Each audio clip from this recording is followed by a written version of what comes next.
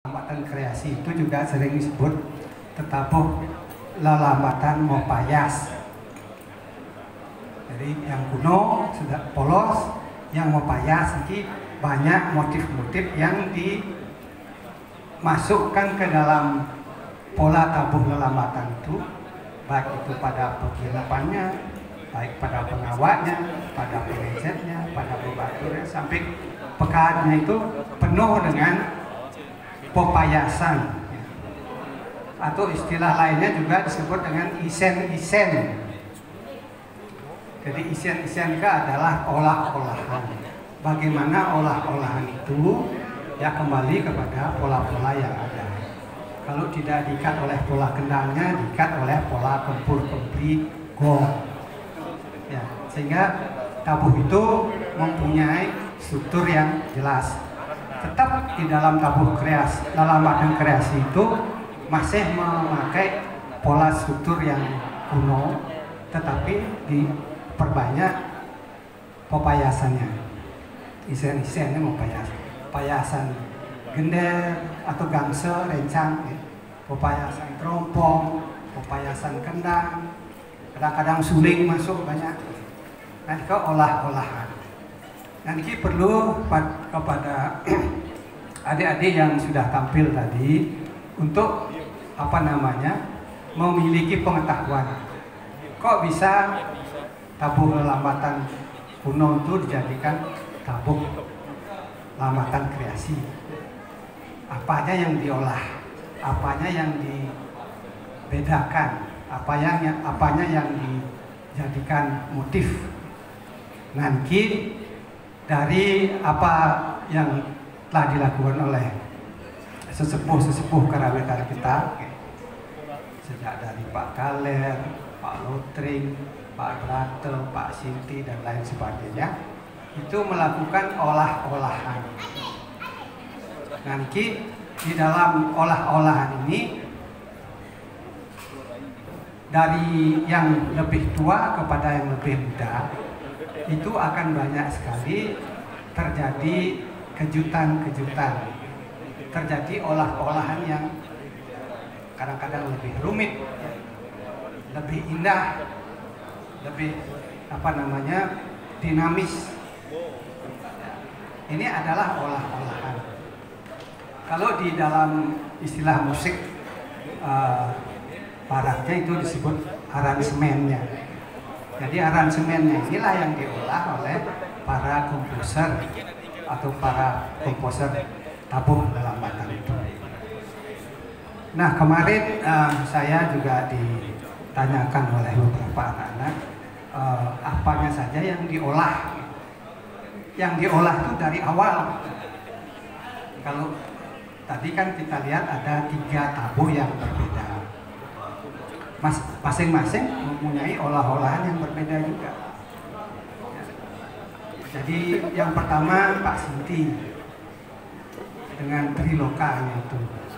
Triloka yang dikontribusikan kepada Pak Kaler, Pak Lotring, dan Pak Pak Griel. Jadi 3 tokoh senior kita yang sudah dewasa. Niki memang banyak berkarya sebelumnya. Pada tahun 68, 69, beliau lah yang berkarya banyak mengkreasikan tabuh-tabuh kuno itu.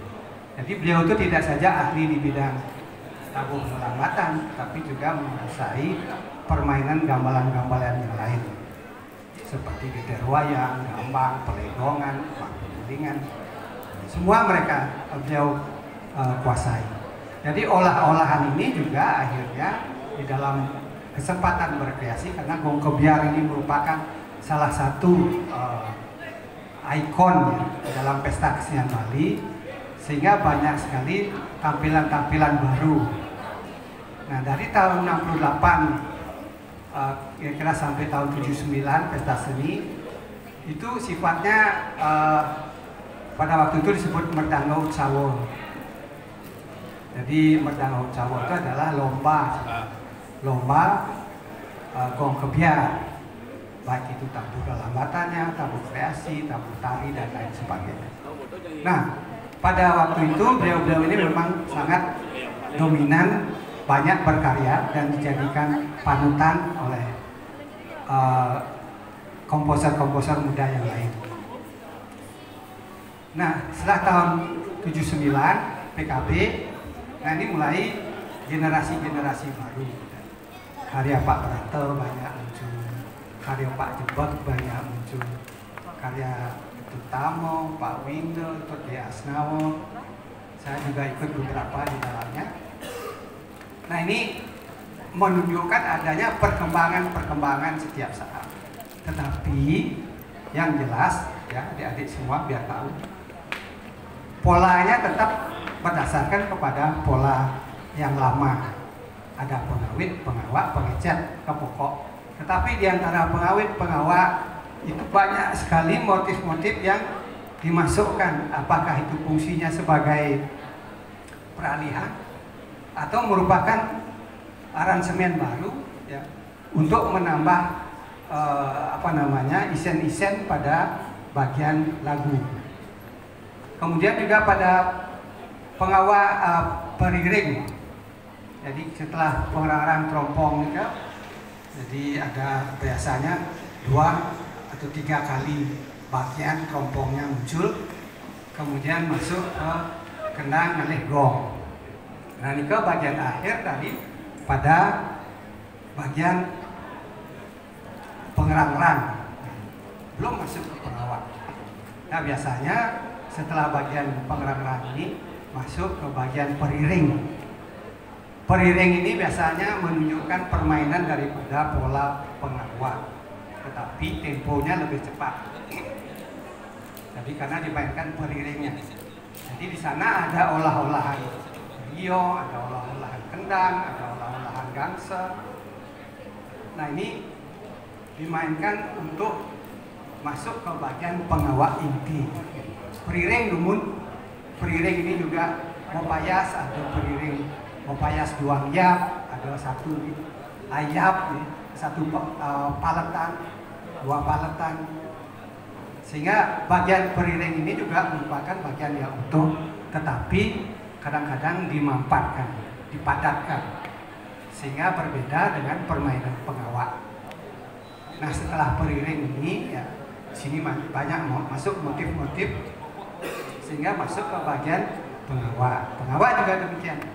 Jadi pengawak polos lambatan kuno berbeda dengan pengawak kreasi karena diberikan variasi-variasi. Nah, ini kan beda. Nah, setelah itu masuk ke bagian kembali ke pengisap, itu kadang-kadang mengambil juga pola periring. Jadi ada beberapa ruas lagu, ya. Garis pertama ada kedua kan diperiringkan lagi, sehingga ada motivasi yang kreasi di sana yang banyak juga diambil dari motif-motif yang ada sebelumnya, seperti pada periring pada awalnya. Ini muncul lagi di belakang, sehingga setelah itu masuk ke bebaturan, itu bagian daripada tabuh gong kuno juga, ya. Bebaturan ke istilahnya bebaturan. Jadi biasanya gangsa juga jatuhnya di dalam gong lelambatan kuno, kekenyongan namanya. Nah, di sini di dalam lambatan kreasi sudah diolah, ya, kekenyongan itu divariasikan lagi. Nah, setelah bebaturan masuk ke embat-embatan, ada embat-embatan ciri khasnya adalah permainan trompong. Pada bagian embat-embatan ini juga di dalam tetabuh lambatan itu dalam satu putaran gongnya itu ada 4 kempul misalnya. Purtong, purtong, purtong, purgir, ya. Nah, kita perbedaan embat-embatan dengan tabuh telu. Nah, setelah embat-embatan ini masuklah ke bagian tabuh telu. Nah, tabuh telu juga ini diberikan aransemen baru, pepayasan. Intinya pepayasan. Jadi olah-olahan di dalam tabuh kreasi itu adalah pepayasan.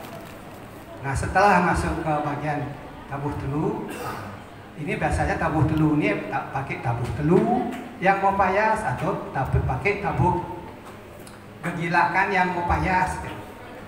Ada rasanya tabuh telu tetapi kekenangannya kegilakan, rasa aransemennya adalah kegilakan, atau istilah lainnya disebut dengan pepanggulan. Jadi pepayasan inilah merupakan olah-olahan daripada tabuh lelambatan yang kuno. Nah, setelah bagian tabuh telu atau gilakan terakhir itu masuk ke bagian pekat. Ini udah puncaknya. Jadi temponya biasanya naik. Nah, diakhirilah dengan pekat. Nah, secara umum nikat yang disampaikan kepada adik-adik sangat menarik kalau kita menganalisa satu persatu. Mungkin nanti adik-adik sempat, oh ini tabuh triloko, oh ini tabuh Singamurti. Bagaimana perbedaan olah-olahannya? Di mana dia berbeda? Kok ini periring juga, tapi periringnya satu ayaban, satu wilah. Sedangkan yang ini periringnya 2 kali. Nah, ini olah-olahan. Nah, jadi motif-motif yang ada pada tabuh lelambatan kreasi itu juga mengambil dari motif-motif yang lain. Ada yang mengambil dari gegenderan, kegambangan, pelegongan dan sebagainya. Itu tergantung dari kemampuan sang pengolah atau komposernya sendiri, penata lagunya.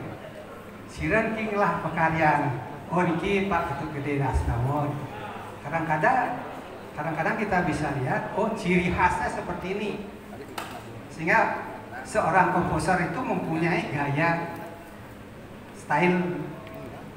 Kalau Pak Winda seperti ini, kalau Pak Jebak, Pak Tamo seperti ini, Pak Subandi beda lagi gaya. Jadi ada motif-motif yang tergantung dari ekspresi sang komposer. Semakin banyak dia mampu mengolah atau memiliki pengetahuan tentang motif-motif, semakin bervariasi. Nah, inilah motif daripada tabuh lelambatan kreasi. Nah, mengapa tabuh lelambatan kreasi ini menjadi sangat menarik? Karena ini memberikan ruang kepada ekspresi dari penabuh-penabuh kita. Yang ngelambat kuno kan biasanya kau di pura, di balai banjar. Kan perlu ada anak menonton kita, tetapi suaranya mengiringi suasana yang ada di pura, mendukung suasana hikmat daripada upacara.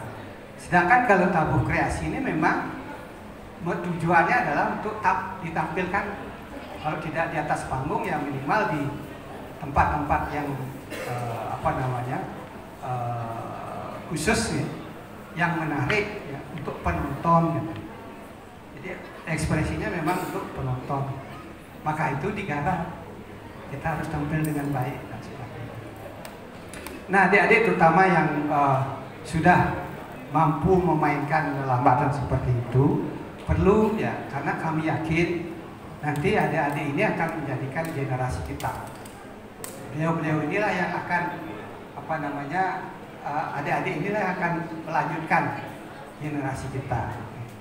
Nah, semakin lama, semakin ke depan nanti akan banyak muncul kreativitas. Ini tergantung dari sejauh mana adik-adik nanti mampu menyerap teknik, menyerap motif-motif kreasi, dan juga menyerap bagaimana mengolah ya. Bagaimana caranya mengolah periring, bagaimana caranya mengolah bebaturan, bagaimana caranya mengolah tabuh telu. Karena di sana juga kalau kita lihat tabuh lelambatan itu, atau khususnya tabuh lelambatan kreasi, ada tabuh lelambatan kreasi yang asalnya dari tabuh yang sudah ada. Misalnya Semarandano kuno, itu juga digarap dalam bentuk Semarandano kreasi. Nah, ini ada, itu kita miliki rekamannya sejak dulu. Nah, tetapi juga tabel lambatan kreasi ini bisa dibuat oleh sang komposer. Dia membuat melodinya sendiri. Jadi ciptaan dari komposer yang bersangkutan. Nah, ini kemampuan kita untuk mencipta, mengkreasikan, menyerap teknik dan lain sebagainya itu adalah dengan banyak belajar, di samping belajar di kelas, barangkali menyaksikan, mendengarkan khususnya rekaman-rekaman dari lagu-lagu yang sudah ada. Karena itu akan memperkaya pengetahuan kita, memperkaya teknik kita. Karena olah-olahan itu banyak. Kita lihat di dalam kendang misal. Ini tabuh formal pulp, tabuh telu, kekendangan yang grup 1 dan grup 2 berbeda. Apanya berbeda? Pepayasannya berbeda. Tapi rasanya masih tetap formal pulp, tabuh telu. Dan ini perlu yang tekankan kepada adik-adik dan khususnya kepada para pembina guru supaya mendorong anak-anak ini. Salah satunya adalah dengan melakukan uji kompetensi keahlian ini. Jadi ini salah satu metode dari Departemen Pendidikan untuk mengevaluasi anak-anak kita yang mempunyai keahlian-keahlian khusus. Jadi ini kami salut kepada bapak-bapak, ibu-ibu, dan bapak kepala sekolah, pak pengawas yang sudah memberikan apresiasi kepada anak-anak kita. Jadi ke depan saya harapkan karena suasana karakter daripada seni pertunjukan biasanya adalah ditampilkan untuk penonton. Kalau dulu katakanlah kita di zaman Tiangga, di zaman Koka, Rasti, Dumut, dan suwut-suwut satu minggu ini kan bisa pantru pampat ke desa, tinggal kan. Jadi apresiasi masyarakat itulah yang memberi dorongan semangat bagi kita untuk tetap berkarya. Jadi kalau ke depan, kalau suasana pandemi ini sudah berlalu, barangkali suasana itu bisa dinikmati kembali. Mudah-mudahan saya juga mengapresiasi adik-adik yang sudah tampil dengan baik. Kalau dilihat dari apa yang tampil tadi, mungkin ada yang menanyakan mana yang terbaik. Menurut saya semuanya baik.